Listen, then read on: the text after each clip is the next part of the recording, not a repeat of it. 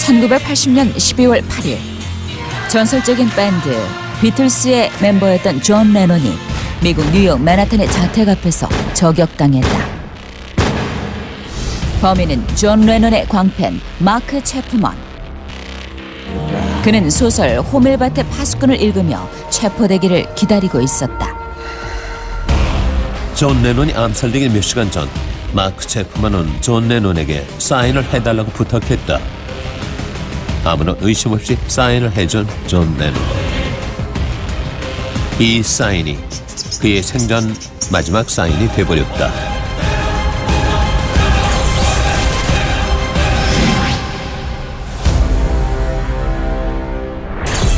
내 사전에 불가능은 없다고 외치며 한때 세계 제패를 꿈꿨던 나폴레옹. 그는 말년에 대서양의 한 섬에서 쓸쓸한 죽음을 맞았다. 당시 나폴레옹의 부검을 맡은 의사는 위에 구멍이 뚫려 있고 초기 암도 발견됐다. 하지만 이것이 최종적 사인은 아니다라고 밝혔다. 과연 의사의 말에는 어떤 의미가 숨어 있는 것일까? 혹시 나폴레옹의 죽음이 자연사가 아닌 누군가에 의한 살해, 즉 암살됐을 가능성이 있음을 말하는 것은 아닐까? 실제로 나폴레옹을 둘러싼 암살설은 꾸준히 제기돼 왔다. 그중 50여 년 전 스웨덴의 한 의사는 맹독성 약물인 비소 중독설을 주장했다. 측근에 의하면 나폴레옹은 말년에 구역질, 현기증 등과 같은 전형적인 만성 비소 중독 증상을 보였고 죽은 직후 머리카락을 입술에 감정한 결과 일반인 평균치의 10배가 넘는 비소가 검출됐다고 한다. 범인으로 지목된 사람은 바로 나폴레옹의 신복 몬트론 장군. 그는 자신의 아내 알비노와 불륜을 저질렀던 나폴레옹에게 앙심을 품고 워털루 전투 패배 후 나폴레옹을 수행하겠다며 유배지인 세인트 헬레나 섬으로 동행했다. 그곳에서 몬트로는 와인통을 닦을 때 쓰던 비소를 와인에 타 나폴레옹을 중독시켰고 결국 죽음으로 몰았다는 것이다. 그리고 2000년 이를 입증할 증거가 공개되자 세계는 충격에 빠졌다. 몬트론이 아내 알비노에게 보낸 편지 내용 중 당신에게 돌아가기 위해 나폴레옹을 병자로 만들 것이다 라는 계획이 적혀 있어 그가 나폴레옹을 독살했을 가능성에 무게가 실렸다. 암살은 사람들에게 들키지 않고 대상자를 처단할 수 있는 방법인데 주로 숨어서 저격하거나 독극물을 먹이는 등 다른 사람들이 범행을 눈치채지 못하도록 하는 방법을 동원한다. 암살과 관련된 이야기는 동서고금을 막론하고 오래전부터 등장해왔다. 사랑의 묘약인 줄 알고 히드라의 맹독을 속옷에 발라놓은 아내 때문에 숨을 거둔 헤라클레스부터 중국 한나라 고조 유방의 부인이 애첩의 아이를 미워해 맹독을 지닌 새의 날개로 술을 담갔다는 이야기까지 배신과 암투, 애증이 존재하던 역사 속에서 암살은 빠지지 않고 등장했다. 또한 정치적 혼란기가 거듭될수록 암살은 활개를 친다. 지금까지 수많은 정치가와 위인들이 암살로 목숨을 잃었고 그 결과로 세계 역사의 판도가 달라지기도 했다. 그리고 전장에서도 암살을 주도하는 저격수에 의해 예기치 못한 결과를 가져오기도 한다. 이름 루드밀라 M. 파블리첸코. 출생 우크라이나. 여성 저격수 랭킹 1위. 만약 역사상 최고의 여성 저격수로 불리는 파블리첸코가 없었다면 제2차 세계대전은 어떻게 달라졌을까? 1941년 키예브 대학에서 역사학을 전공하던 중 독소 전쟁이 발발하자 24살의 나이에 구소련군에 자원 입대한다. 당시 보충병 담당 장교는 아름다운 미모의 파블리첸코를 보고 야전 간호병을 권했으나 그녀는 이를 거절했고 전쟁을 위해 양성된 2,000여 명의 여성 저격수 중 한 명으로 활동하기 시작한다. 과거 사격 클럽에 가입해 훈련을 받은 경험 때문에 파블리첸코의 뛰어난 저격 실력은 얼마 가지 않아 드러난다. 벨리아 예프카 지역에서 2명을 저격하는 데 성공. 그 후 오데사 지역에서 2달 반 동안 187명을 포함해 무려 309명을 저격하는 데 성공했다. 하지만 파블리첸코의 저격 질주는 1942년 6월을 끝으로 멈추고 말았다. 적이 쏜 박격 포탄에 부상을 입은 것이다. 이에 구소련군은 영웅적인 여성 저격수를 구하기 위해 잠수함까지 동원해 후송시켰다. 이미 파블리첸코는 구소련군의 사기를 올려주는 최고의 상징적 인물이자 절대로 전사해선 안 될 영웅이었던 셈이다. 부상 후 교관으로 근무하며 종전까지 수백 명의 저격수를 양성한 파블리첸코가 만약 다치지 않고 저격수로 활동했다면 최대 700여 명의 독일군을 저격했을 것으로 추정한다. 전쟁이 끝난 후 파블리첸코는 구소련인 최초로 미국 백악관에 초청됐고 이후 많은 국제회의에 참석하며 활동했다고 전해진다. 일개 중대 규모의 사상자를 내 독일군 사이에서 공포 그 자체로 통했으며 그 결과 제2차 세계대전의 종전을 2년가량 앞당긴 것으로 평가되는 전설적인 저격수 파블리첸코. 그녀의 저격이 없었다면 세계 역사는 아마 오늘과는 다른 모습이었을 것이다.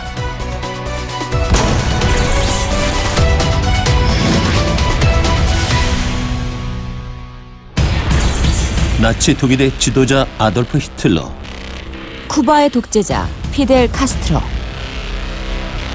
독재 정권을 휘둘렀던 히틀러와 카스트로를 처단하기 위해 수많은 암살 시도가 있었다. 성공했다면 세계사를 바꿀 수도 있었겠지만 결국 미수로 끝나면서 세계는 돌이킬 수 없는 역사와 직면해야 했다. 1944년 6월 연합군의 노르망디 상륙작전으로 독일군의 패색이 짙어지자 아돌프 히틀러에 반대하는 반나치 인사들은 쿠데타를 계획한다. 쿠데타의 핵심은 히틀러를 제거하는 발키리 작전이었다. 발키리 작전은 원래 히틀러의 신변에 문제가 생겼을 경우 나치 정권을 보호하기 위한 비상수단으로서 총통이 히틀러의 명령 없이 예비군 총사령관의 명령에 따라 전군이 움직일 수 있도록 하는 작전이었다. 하지만 반나치 세력은 이를 이용해 히틀러의 독재 정권에 맞서기로 했다. 그리고 마침내 그해 7월 이 모든 계획을 실행에 옮기기로 한다. 당시 독일군은 물론 국민들에게도 깊은 신망을 받고 있던 루트비 베크 대장을 필두로 계획한 쿠데타의 내용은 단순했다. 폭탄으로 히틀러를 제거한 후 국방군이 장악하던 예비군 조직을 동원해 히틀러 추종자인 나치 친위대를 진압하고 루트비 베크 대장을 임시 수반으로 추대해 연합군과 항복 협상에 나선다는 것이었다. 1944년 7월 20일 히틀러 암살 임무를 맡은 국방군 본부 예비군 참모 슈타우펜베르크가 히틀러의 비밀 지휘소였던 일명 늑대굴로 향했다. 당시 늑대굴은 아무리 고위 장교라도 무기를 비롯한 금속 물품을 휴대하고선 출입할 수 없었기 때문에 액체와 플라스틱을 이용한 특수 폭탄을 서류 가방에 넣고 들어가야 했다. 이 특수 폭탄은 시험관 안에 들어있는 캡슐이 깨지면 정확히 10분 후에 폭발하는 구조였다. 드디어 늑대굴에 도착한 슈타우펜베르크는 작전 테이블 아래 서류 가방을 내려놓았고 다른 참석자들 몰래 히틀러의 발 앞까지 밀어놓고 몇 분 후 회의장을 빠져나왔다. 모든 것이 계획대로 진행되는 듯 했다. 하지만 히틀러 옆에 서 있던 하인츠 브란트 대령이 서류 가방을 발견하고 히틀러의 발에 방해가 될 것을 염려해 이를 테이블 뒤로 옮기면서 혼란에 빠진다. 낮 12시 42분경 폭탄이 터지면서 회의장은 순식간에 아수라장으로 변했다. 이 폭발로 3명이 즉사하고 참석자들 상당수가 중상을 입었지만 히틀러는 무사했다. 한편 역사상 가장 오랜 기간, 가장 많은 방법으로 시도된 암살의 주인공은 피델 카스트로다. 1962년 미국은 냉전의 전성기에 발생한 쿠바 미사일 위기를 계기로 당시 쿠바의 지도자였던 카스트로를 제거하기로 했다.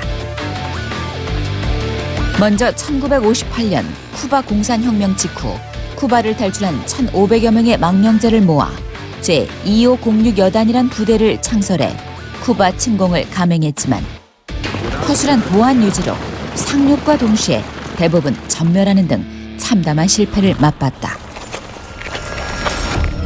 여기다 쿠바의 배후 구소련을 비롯한 국제사회의 비난으로 군사력을 동원한 카스트로 축출은 어렵다는 판단을 내리면서 1960년대부터 미국 CIA를 중심으로 이른바 몽구스 작전이란 암살 작전을 전개하기에 이른다.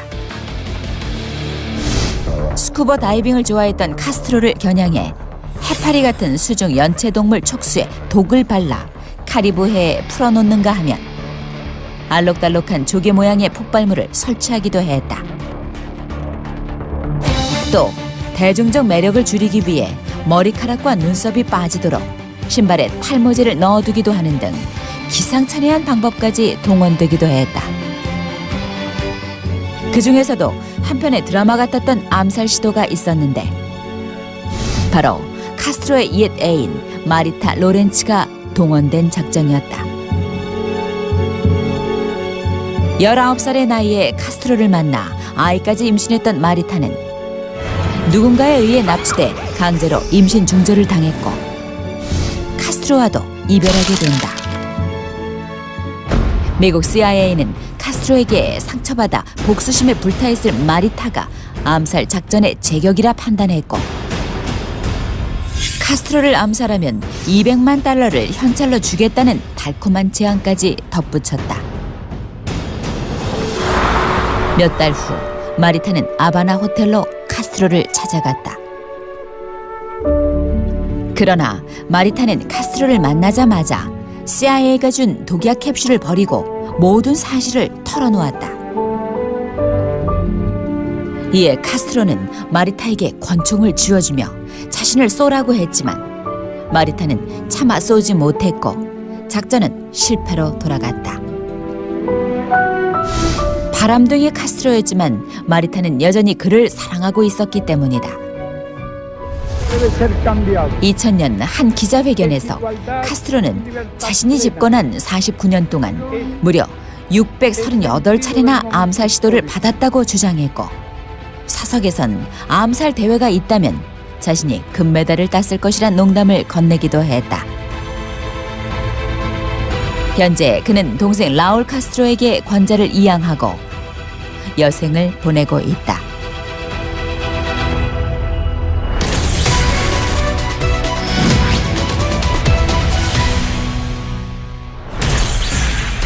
(1963년 11월 22일) 낮 12시 30분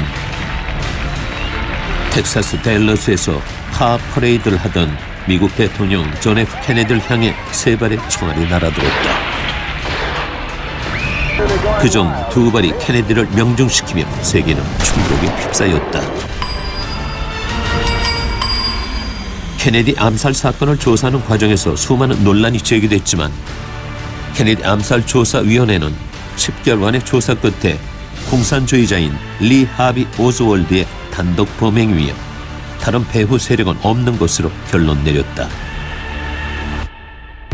하지만 지금까지도 미국인 70% 이상이 케네디는 음모의 희생자라고 믿고 있을 정도로 음모론이 널리 퍼져 있다. 특히 총상의 각도와 탄도, 총상을 입을 당시 케네디의 움직임 등을 살펴보면 단독 범행으로 보기엔 의문점이 있음은 물론 케네디 암살 이틀 후 오즈월드가 경찰서로 호송되는 도중 살해된 점, 오즈월드를 죽인 잭 루비조차 구치소에서 의문사한 점 등은 여전히 수수께끼로 남아있다. 여기다 케네디 암살 사건의 관련 자료는 모두 극비 문서로 분류돼 미국 정부 공문서 보관소에 묻혀 있으며 2017년까지 주요 자료는 공개하지 못하도록 법으로 제정해 놓았다. 미궁에 빠진 케네디 암살 사건은 그 후 수많은 음모론을 탄생시켰다. 미국 CIA가 케네디의 CIA 개혁을 막기 위해 케네디를 제거했다는 설부터 쿠바의 카스트로가 암살을 모의했다는 설, 케네디의 아내 제클린 케네디가 마피아와 짜고 남편을 죽였다는 황당한 설까지 제기됐다. 급기야 미국 하원 특별조사위원회가 새로운 내용을 발표하면서 음모론은 더욱 설득력이 있게 된다. 이들은 댈러스 경찰국의 무전기에 녹음된 당시의 사건 현장음을 찾아냈고 이를 통해 총 4발의 총알이 발사됐으며 오즈월드 이외의 사람이 저격에 가담했을 가능성을 시사했다. 이처럼 케네디 암살을 둘러싼 추측들이 사라지지 않고 있는 가운데 만약 케네디 암살을 눈앞에서 목격한 여인이 있었다면 상황은 어떻게 변할까? 케네디 암살의 비밀을 밝힐 유일한 기록은 당시 댈러스에서 의류 제조업을 하던 에이브러햄 제프루더가 찍은 필름이다. 그는 사건이 일어나던 날 경사진 언덕에서 케네디의 카 퍼레이드를 무비 카메라로 찍었는데 이 필름이 공개되면서 또 다른 의혹이 제기됐다. 갈색 코트를 입고 러시아 중년 여성이 주로하는 스카프인 바부시카를 머리에 감고 있는 의문의 여인이 포착된 것이다. 일명 바부시카 레이디라고 불리는 이 여인은 총소리가 난 후 사람들이 땅에 주저앉거나 엎드린 반면 끝까지 선체로 사진을 찍었다. 무엇보다 제프루더보다 더 가까운 곳에서 사진을 찍고 있었다는 점에서 제프루더 필름 이상으로 귀중한 자료가 될 수 있었다. FBI는 사건의 진실을 풀어줄 바부시카 레이디를 수소문 했지만 신원은 파악하지 못했다. 하지만 사건이 발생한 지 10년이 지난 1976년 한 여인이 스스로 바부시카 레이디라고 주장하면서 세상을 떠들썩하게 만든다. 올리버의 주장에 따르면 몇 년 전 FBI 특별수사관이 찾아와 암살 현장을 촬영한 비디오를 요구해 전달했고 이후 그들과는 소식이 끊겼다는 것이다. 하지만 그녀의 주장엔 몇 가지 모순점이 있었다. 먼저 사건 당시 올리버의 나이는 17살이라고 했지만 사진에 찍힌 여인은 중년 여성에 가까웠고 그녀가 케네디를 찍었다는 카메라 역시 1967년부터 유통돼 사건이 일어난 1963년에는 유통되지 않은 기종이란 사실이 밝혀지면서 바부시카 레이디의 명성을 얻기 위한 것이란 의혹을 받았다. 과연 바부시카 레이디는 비벌리 올리버였을까? 20세기 최고의 미스터리로 남아있는 존 F 케네디의 암살 사건. 그 진실은 아직도 밝혀지지 않았다.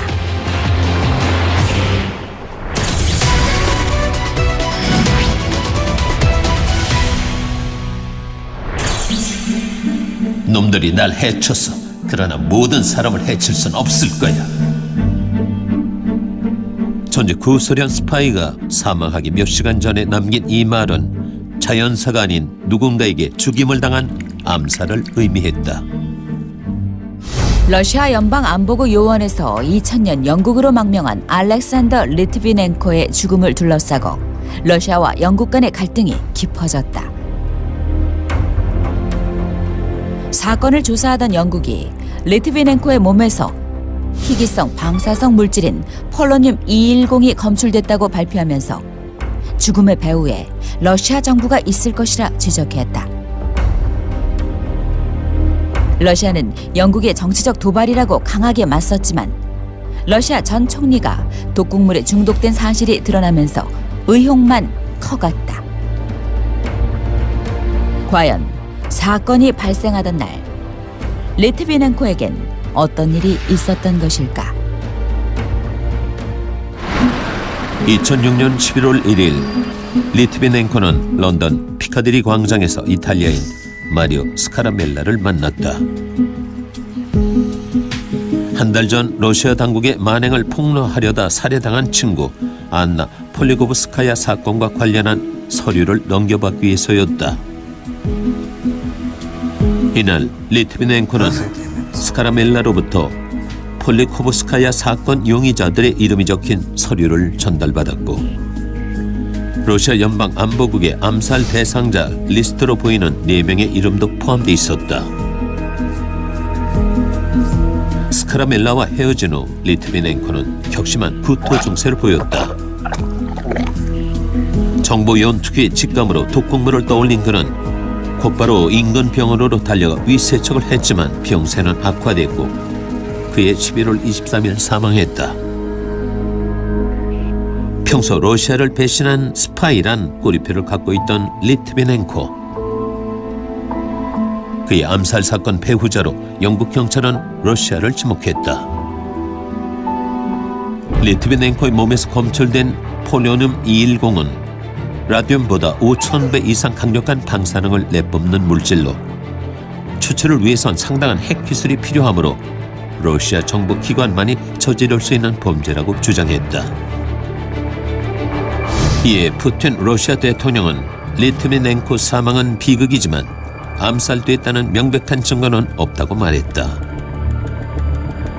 범인 없는 시나리오만 존재하는 리트비넨코 암살 사건. 영국과 러시아는 서로 의혹만 품은 채 지금까지도 사건의 열쇠를 풀어줄 실마리를 찾지 못하고 있다. 지금 이 순간에도 누군가를 제거하기 위한 암살 시도는 끊임없이 벌어지고 있다. 세계인의 존경을 한 몸에 받는 프란치스코 교황 역시 암살의 위협에서 자유롭지 못하다. 종교와 자선 활동에 쓰일 자산을 관리하려 설립한 바티칸 은행이 돈 세탁과 부정거래에 사용되는 등 국제사회의 지탄을 받고 있는 가운데 프란치스코 교황은 즉위 직후부터 바티칸 은행의 투명성을 강화하기 위해 대대적인 개혁을 해왔다.